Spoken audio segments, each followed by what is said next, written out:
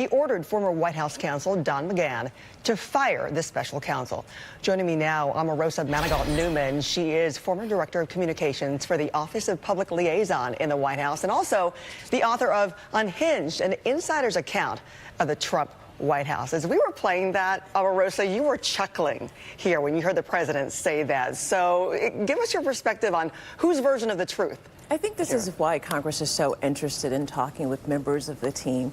It's because Donald Trump says one thing, and clearly in the Mueller report, Don McGahn said another. And so Congress needs to get down to the bottom of what the truth is.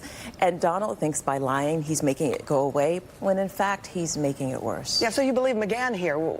I worked with McGahn for a year, sat with him for a year in the meeting, senior staff every morning. He's a solid guy with clear integrity. There's nothing cloudy about his integrity. And so what he said in the report, I believe. The president has a problem with his credibility in this case. If you have to choose between Don McGahn and President Donald Trump on truth, I would go with McGahn. There you go, right there. I said from Omarosa during the time that you worked with him. Now, talk to me. Are you expecting to be subpoenaed here?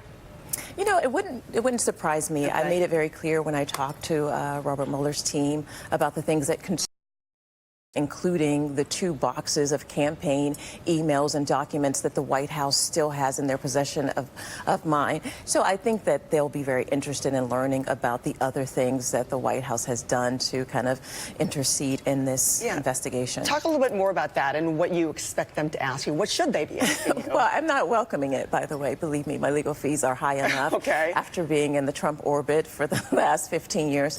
But I think that they'll be curious to see where the inconsistencies in the report. Part of the report that I'm in is redacted, so I'm not really sure about the ongoing investigation as it relates to my my part, but I'm not welcoming it. But in that case, how are you preparing, or if at all, you're not welcoming it, and what are you expecting as far as the questioning? Well, first of all, I have an incredible team who's advised me that if the president does, in fact, try to bar members of his senior staff from testifying by saying executive privilege, I think that that ship has left the dock a long time ago. Once he allowed McGahn to participate, and many of us to participate in that investigation, I think that he waived executive privilege. And so it's going to really come down to whether McGahn actually wants to go on the Hill and be helpful. Now, are there worse things when it comes to this report that's going to come as far as what's redacted, what's not redacted? I think I join the rest of America in saying that we want to see the rest of the report, that we'd like to see the full, well, not the parts that have sensitive information, but I think that the redactions need to be made clear. America has waited long enough to see what the 2.5-year investigation has taken place. But one of the things that I think is very clear in the parts that are not redacted is that Donald Trump was involved in things that were immoral, that were illegal, and were unethical. You made it clear this week that the president, you know, it's obvious that he's hiding something. You've made that very clear. But I also want to take you back to something that you said earlier this week about the Trump team. We'll listen to it, remind our viewers, and then we'll talk about it. They have this list of these very shocking proposals, and they would come up with them even when Steve Bannon was there and Steve Miller. And they would just kind of keep them on the side, and whenever they needed to throw a hand grenade to just blow up the press or take over the front covers of the newspaper, they would pull out one of these very shocking proposals.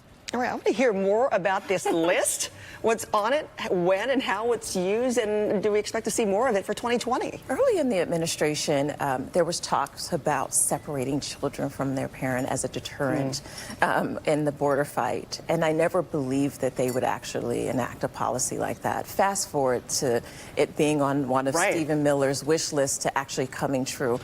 What happened in the Pentagon when the president announced that he was going to go after transgenders or block their funding? I mean, there are just this long list of things that were discussed, that we struck down, that we thought would never, ever make light of day.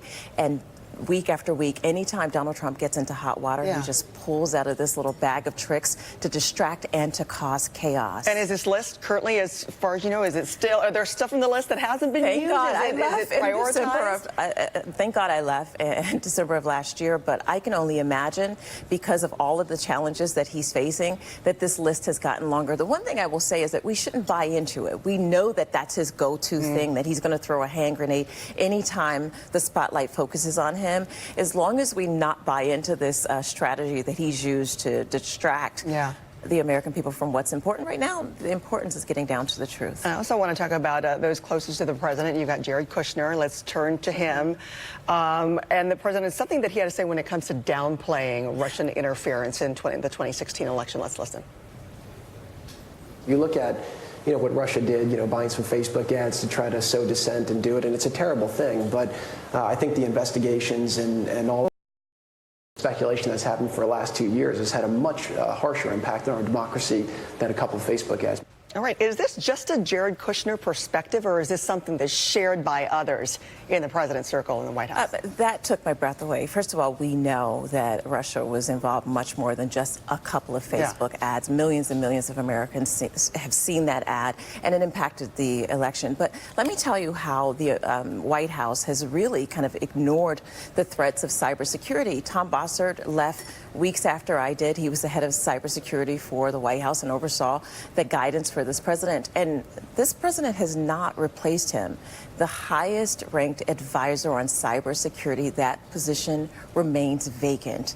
We have to be very, very concerned about this president's disregard for the clear and credible threats that we continue to face from Russia and other countries. I mean, we're talking about, 100 pages in this report detailing the